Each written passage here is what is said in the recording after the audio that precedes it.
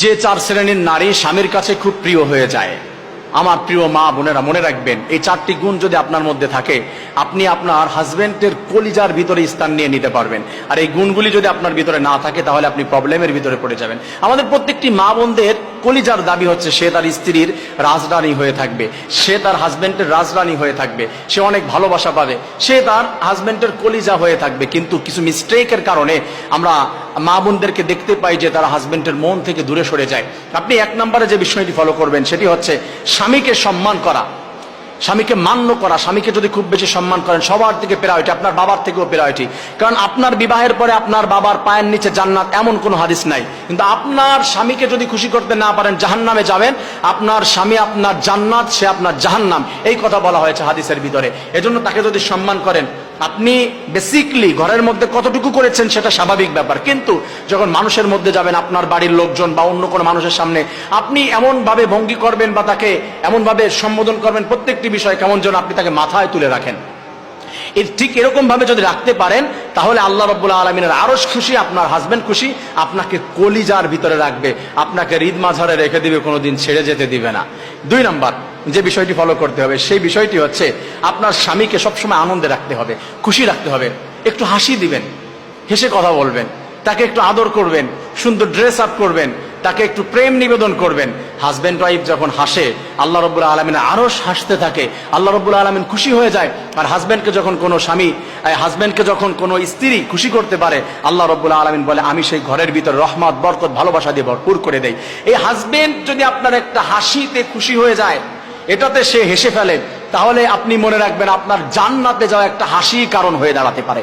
আপনি জান্নাতে চলে যেতে পারেন একটা হাসির কারণে। স্বামীদেরকে মন সবসময় উৎফুল্ল রাখবেন, কাজের ভিতরে মনোযোগ পাবে, কাজের ভিতরে সে কনফিডেন্স পাবে, কাজের ভিতরে আরো বেশি স্পিড পাবে।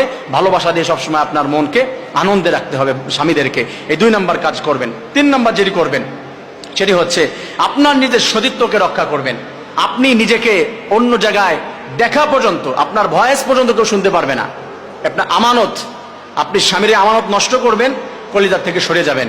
100% আপনার হাজবেন্ড যদি আপনাকে বিশ্বাস করে, অনেক স্ত্রী আছে বলে, হাজবেন্ড বলে যে আমার স্ত্রীর প্রতি আমার 100% বিশ্বাস আছে, কনফিডেন্স, ও কারোর সাথে কথা বলবে না, ও কোথাও যাবে না। আপনার অনেকে আছে যে আমি ভরসা পাই না। যদি এটা হয়, হবে না। আপনার হাজবেন্ডের মন থেকে এটা বলতে হবে যে আমার স্ত্রীর প্রতি আমি 100% বিশ্বাস রাখি, কোনো ভয় নাই আমার। কারণ আপনি নিজেকে এমন ভাবে সেভ করেছেন, তার ভিতরে এমন ভাবে বিশ্বাস তৈরি করে দিয়েছেন, আপনার ভালোবাসা দিয়ে, আচরণ দিয়ে। আপনি জাহিলি যুগের মেয়েদের মতো চলাফেরা করেন নাই, এটা আল্লাহ তাআলা নিষেধ করে দিয়েছেন। তাহলে আপনি ভালোবাসা পাবেন। আল্লাহ তাআলা কি বলছে? وقرن في بيوتكن ولا تبرجن تبرج الجاهلية الأولى। জাহিলি যুগের মেয়েদের মতো চলাফেরা করো না, তোমার লজ্জা স্থানকে হিফাজত করো, তুমি তাহলে আল্লাহর কাছে, তোমার স্বামীর কাছে প্রিয় হয়ে যাবে। আল্লাহ তাআলা বলেছে ওয়ালা ইয়াদরিবনা বিআরজুলিহিন্না লিয়ু'লামা মা ইউখফিনা মিন যিনাতিহিন্না। আল্লাহ তাআলা বলেছে তোমার হাঁটার ভিতরেও সৌন্দর্য, এই হাঁটার ভিতরের সৌন্দর্য মানুষের সামনে প্রদর্শন করা যাবে না।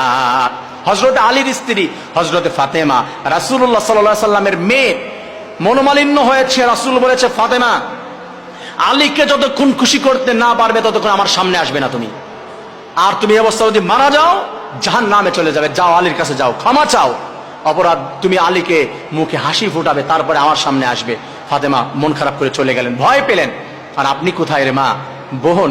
আপনি আপনার হাজবেন্ডকে খুশি রাখবেন, আল্লাহ খুশি হয়ে যাবে, জান্নাতের দরজা ওপেন হয়ে যাবে। সুবহানাল্লাহ। 4 নম্বর যে কাজটি আপনি করবেন, উত্তম ব্যবহার এবং কৃতজ্ঞতা। নারীদের ভিতরে এইগুলো কম পাওয়া যায়। ব্যবহারের ভিতরে তাদের যে অবস্থা, স্বামীর সাথে রাগ করে কথা বলে, গালি দিয়ে, স্বামীকে তুই তাকারি করে। স্বামীকে তুই তাকারি করে ভালোবাসা পাবেন। স্বামীকে তুই তাকারি করে, স্বামীর অকৃতজ্ঞ হয়ে প্রশংসা করলেন না, ভালোবাসা দিলেন না, এটা করতে পারবেন না। স্বামী যা এনেছে খুশি হবেন, সেটাই আনন্দ ফিল করবেন। তার যতটুকু অ্যাবিলিটি আছে সেখান থেকে যা দিয়েছে হাসি মুখে নিয়ে নেন না, খুশি হয়ে যান না। দেখবেন যে তার কলিজাটা ভরে যাবে, পরের দিনের থেকে ভালো কিছু চেষ্টা করবে। কিন্তু আপনি কি করেন? এই দিয়েছে, হলো কিছু একটা, আমার ভাবিকে আমার ভাই শাড়ি দিয়েছে 10,000 টাকা দিয়ে, তোমার এই 700 টাকার শাড়ি, এটা দিয়ে যাওয়া যাবে কারো সামনে? কি দিরি বীজ দিয়েছো তুমি? হয় আল্লাহ কি কোনোদিন জ্ঞান দিবে না তোমাকে? তোমার কি কোনো উন্নতি হবে না?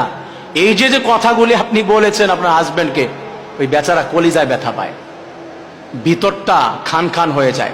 এটা করবেন না। আপনি হাসি মুখে বলেন, অনেক সুন্দর হয়েছে তো, আমি আমার ভাবি কিনেছে অনেক টাকা দিয়ে, জানি না কত নিয়েছে, কিন্তু ওটা এর সামনে কিছুই না, তোমার তো অনেক ভালো হয়েছে, জানো অনেক ভালো কিছু করেছে। একটু আদর করবেন কাছে গিয়ে, তখন একটু ভালোবাসা দিবেন, দেখবেন কলিজাটা ভরে গেছে, আপনাকে জীবনে কলিজার থেকে সরাবে না। এই ট্রিক্স গুলো যদি আপনি অ্যাপ্লাই করতে পারেন প্রিয় বোন, প্রিয় মা, তাহলে আপনি আপনার স্বামীর কাছে প্রিয় হয়ে যাবেন। আমার প্রত্যেকটি মাকে, প্রত্যেকটি বোনকে আল্লাহ তাআলা তার হাজবেন্ডের কলিজার ভিতরে স্থান নেওয়ার তৌফিক দান করেন। আমিন।